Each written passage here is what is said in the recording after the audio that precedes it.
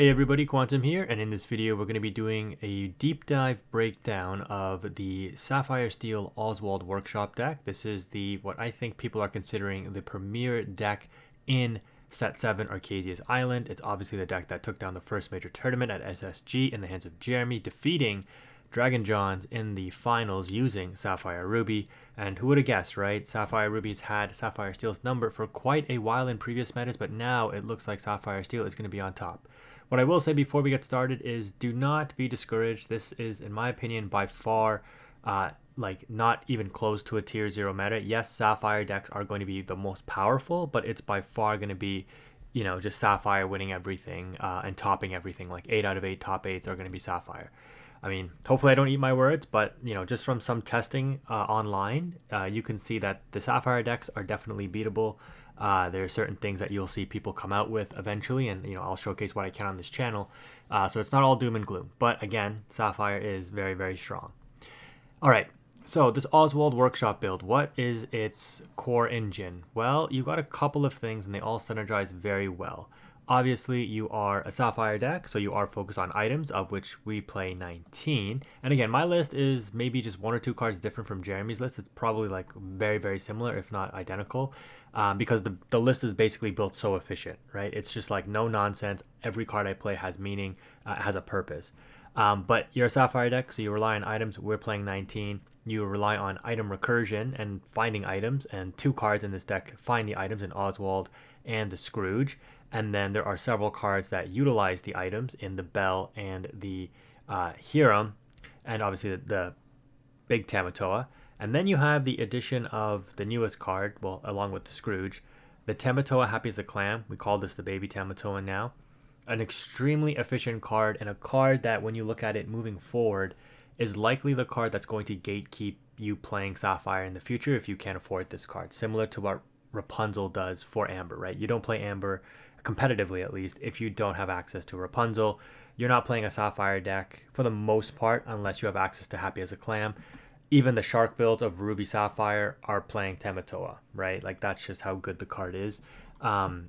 You could play some like spicy stuff, but even like a villain's Ruby Sapphire deck will still play the Tamatoa Happy as a Clam, and that deck was normally considered the budget version of Ruby Sapphire in the past. But you can see that there's a lot that synergizes with this deck, right? You have, oh, that's the wrong version. That's another version that I was working on. Don't mind that one. We want the Oswald one. But yeah, you can see that there's basically a number of different things that use the items, and obviously the items have use themselves. The only cards that don't explicitly use the items in some way or interact with the items is going to be Tipo and Pete, and those cards should need no explanation. The Pete is the card that can lock the game up for you when you're ready to go for game. Save your Tamatoa Happy as a Clam from getting like Zeus or Be Prepared or anything like that. And the Tipo is just your earlier ramping option, giving you more ways to ramp aside from the Fishbone Quill. Normally, though, you're not going to play Tipo on 2 if you don't have to, if you have like a Fishbone set up for later, or you have a better turn 2 drop in the Oswald, or even double 1 drop items or something. Like, you may want to do that. Sometimes, though, you do Tipo and ramp so that you can get to your turn 4 play early. But again, it depends on how you curve out. So, double item users is very nice in the Bell and the Hiram because you get a lot of value off of banishing these items. And then again, you have such efficient recursion with Tamatoa. Not sure why I keep clicking on it, because it's going to glitch out like that every time I do that. So I apologize. But that's why this deck is so efficient, is because you have several different cards that do several different things around items, and they all synergize together. You banish them, you recur them, you find them, right? And then you play them for free, even with Oswald, which is also counting as finding them. The deck is just absolutely insane, and then Tamatoa also plays them for free. So like, you have multiple avenues, like find items with Oswald Scrooge, play items for free with Oswald Tamatoa, recur items from the graveyard with double Tamatoa, banish items to get efficient characters on board in Bell, and banish items for card draw in here. Like, it's just insane amounts of like cross energy with the items. And I almost I did call this Sapphire Steel Songs, because you have the Bell, which is basically Cinderella 2.0. And you can sing Storm and Strength on turn 2 just like Cinderella, but you do it with a better character because she's a 3/3 and not a 1/2. Of course, in order to play the bell, you need to have the bell along with an item to banish for the bell to get it out on turn 1 so that she's ready to sing on turn 2. But this package, and you probably do want to play a 4th strength if you could fit it in and just go to like 61.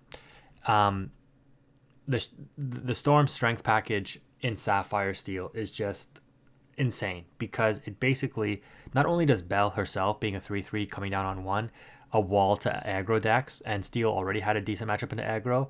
Like, these two cards shut down a lot of the traditional power plays from previous metas. You think about Mim Snake on turn 2. Well, they can't do that if you Storm Rage or Strength away the card that they played on turn 1. They have nothing to bounce with Mim Snake, right? Into opposing Calhoun's, like, you will quest with your Bell and say, go ahead, trade your Calhoun out. You paid 2 for that. You'll get 2 lore out of it, but you'll lose tempo because you'll lose your Calhoun, and I played my Bell for 1 on an item that I banished that replaced itself most likely in a Fortisphere or a Popsicle, so I am not even negative card advantage.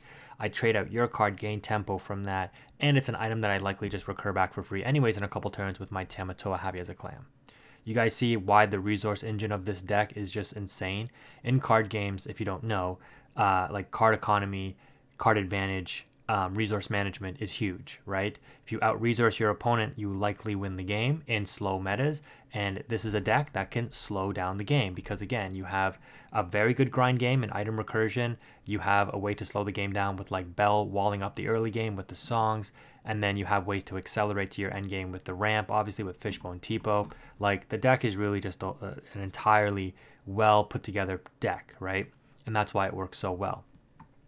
Strategically, you need to know how to play it, though. It's not an easy deck to play, in my opinion. Sapphire Steel, for as long as I played it since set 2, on and off, it's been a very difficult deck to make the right decisions.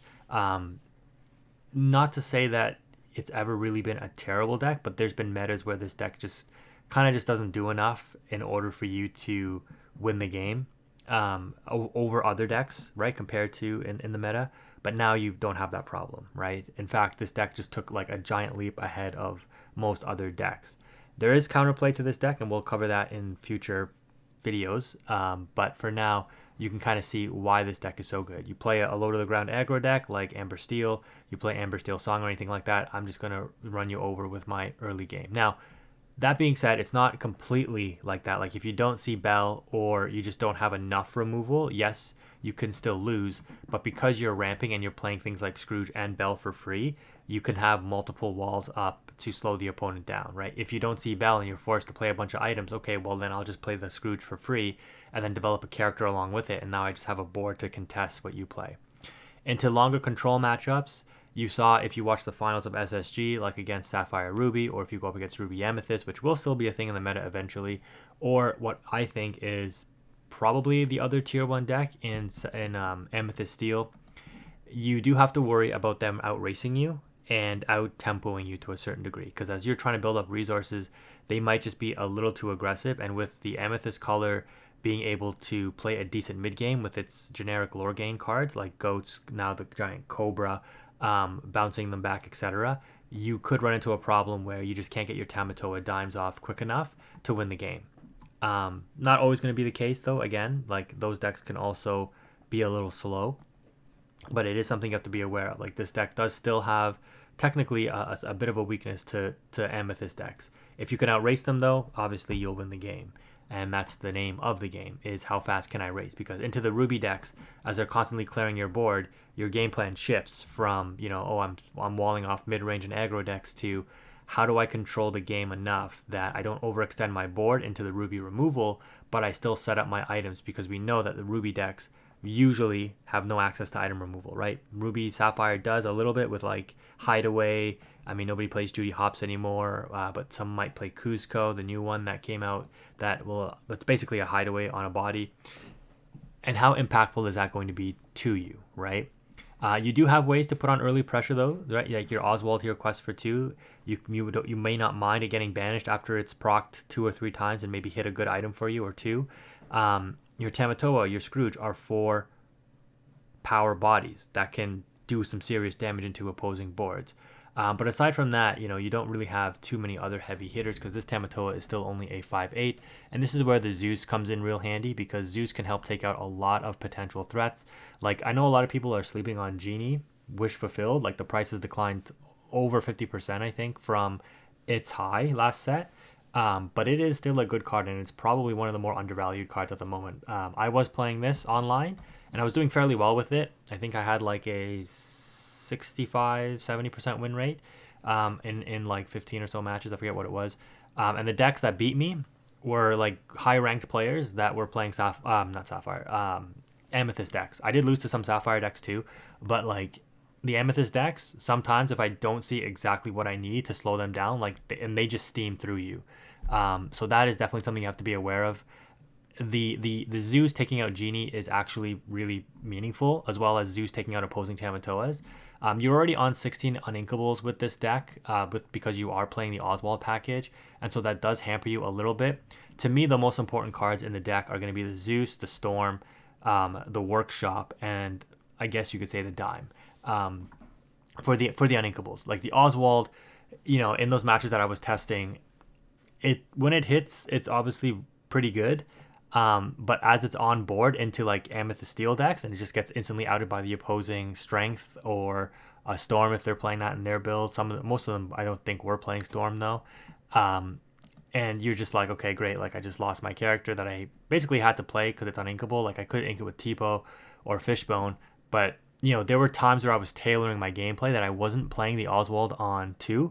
I was waiting until turn 3 to play the Oswald, and then I would ink for like for turn 3 I would ink so I could trigger the Oswald guaranteed, and usually I would still miss anyways, and then my Oswald just gets outed the next turn by a steel removal option, or into Ruby decks like a Brawl or something, because I'm even if I wait or not, like if I play this on 2 and my opponent's on turn 3, if they're on the play, the Oswald gets removed. So the card can be a little awkward, and I think people will eventually adapt to playing around this. Like the price is spiked on this card, and I think it really will come back down quite a bit.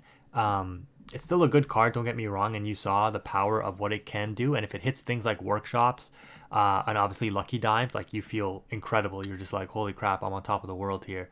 My Oswald's popping off. I'm getting free value off of it. I'm setting up additional draw engines that are basically impossible to interact with. And then, you can follow up on later turns with Hero, and you're just drawing a ton of cards.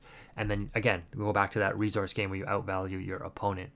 So yeah, the song package is very, very strong, and it's one of the things that differentiates this deck from the Sapphire Ruby variation, where that one's, even though it only plays a couple more items, but it is more item centric. But the issue is you lack the efficient removal. Like you have better removal, but it's more expensive and it's more I don't want to say conditional, because I mean Storm and Strength can be conditional as well, right? Same with Zeus. Like you're dealing a finite amount of damage, but they just seem more versatile than the Ruby removal, because Ruby's removal basically relies on setup, and setup takes time, right?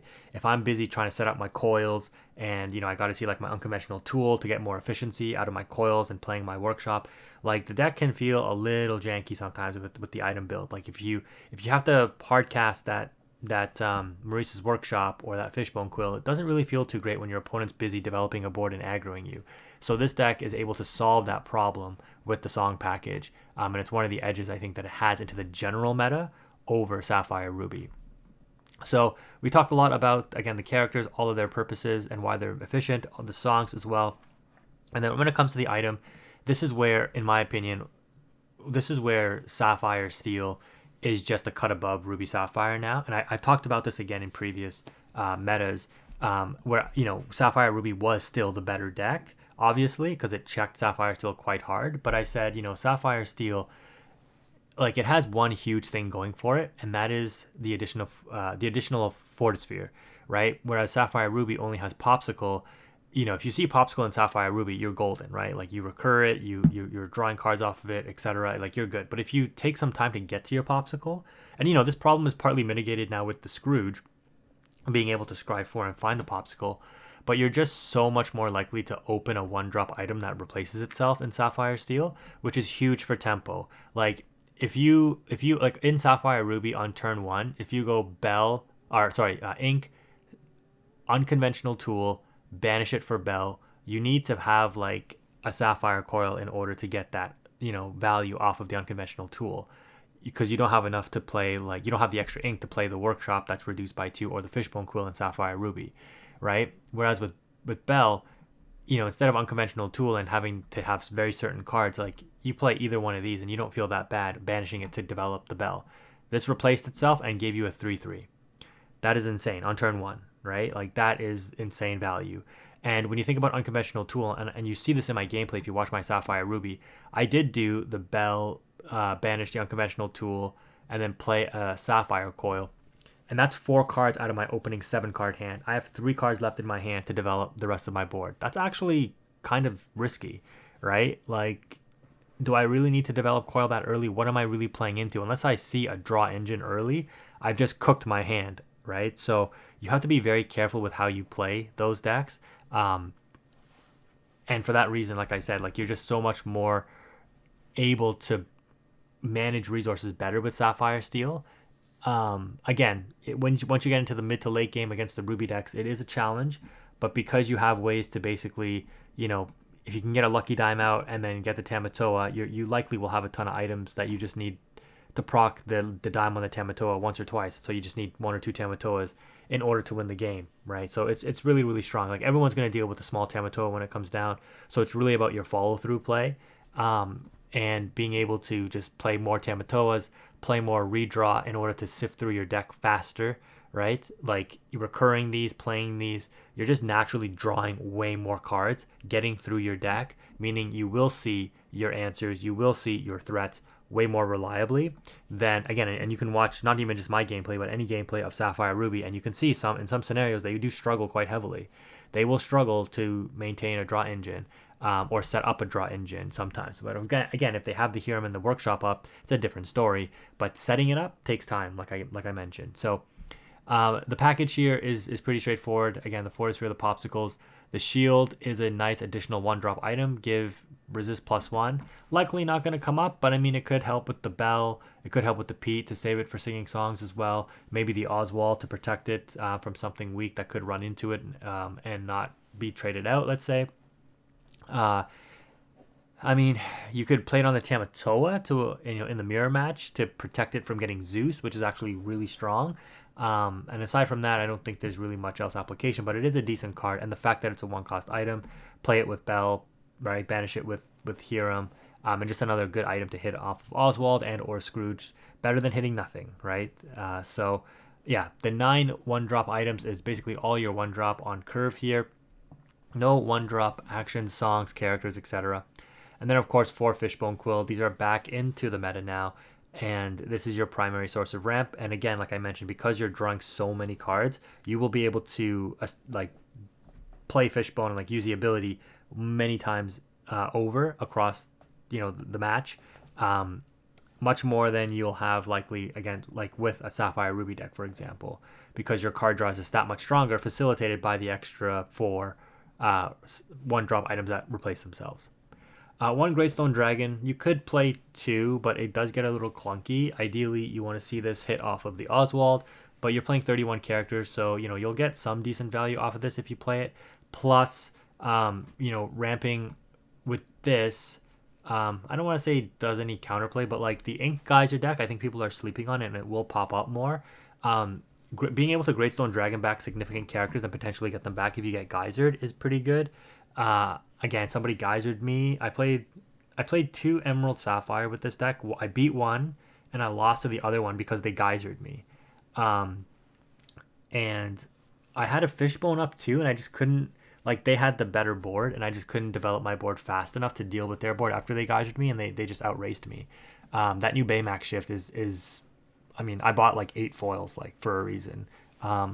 It's a good card in my opinion, and it was the card that cooked me in that match because they were just able to get that out very early, and you just have a huge character that's really hard to deal with, especially with this deck because it's a 5/5, and I need Zeus basically to deal with that. And I saw I think 1 Zeus in that match, and then I got geysered, and then I had no ink to play anything, and I had my board was destroyed.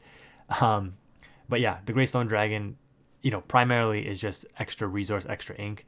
But it also helps proc the Oswald. It can help against counterplay measures a little bit into what I think is going to be a tough matchup for the Sapphire decks in general in the Emerald Sapphire if it ever becomes a thing. But yeah, just getting an extra proc off Oswald whenever you ink with the Great Stone Dragon is also very strong, and one of the reasons that it is in there to help facilitate that extra ink every turn. So you can ink for turn, you can ink off Fishbone, you can ink off of Great Stone Dragon. That's a lot of sifting through your deck with the Oswald, right? Plus you're redrawing so many cards. You can kind of see where I'm going with this. It's just so much advantage that you're able to gain. And then Maurice's Workshop, another card draw engine. I like this card a lot. I've liked it since the European DLC, where the red-blue deck with Maurice's Workshop and the Queen won. The card just seems so much more reliable than something like A Whole New World. It is clunky though. A 3-cost uninkable item is, not great to play on curve when your opponent is aggroing you and just running you over with better cards, developing a board. You're busy just trying to set up a draw engine for the future. So this doesn't have any immediate value when you play it usually. But if you are able to survive long enough, this is the card that wins you the game, right? In mirror matches, in any kind of grind game, because you are just going to outdraw your opponent. And like I was talking about with the multiple synergies with characters, right? As I scry for items and I play them, I draw with this. As I recur items with Tamatoa, as I hit items for free with the Oswald, like as I get them back again with the other Tamatoa, the big Tamatoa, it all synergizes with the Maurice's Workshop. And again, I'm able to banish my items more quickly because I have 4 or 8 banishes now with 4 bells and 4 Hierums. So I can actually get value off my items and then get them back. Like, the cycle of recursion is just, it's very, very strong. So yeah, in my opinion, Maurice's Workshop, definitely one of the most important cards in the deck. Definitely huge 4-card advantage and being able to outgrind your opponent. And then Lucky Dime, you could play 3. Jeremy's list was playing 3 because he wanted to pit it off Oswald more often than not, and that's not necessarily a bad option. But I've opted for 2 here. I think that should be good enough. But yeah, you could definitely go to 3. I don't think there's a world where you play 4, but or 1. But I think 2 to 3 is definitely the right ratio. So that is the deck list. It is 60 cards. Hopefully this provided some good insight for you.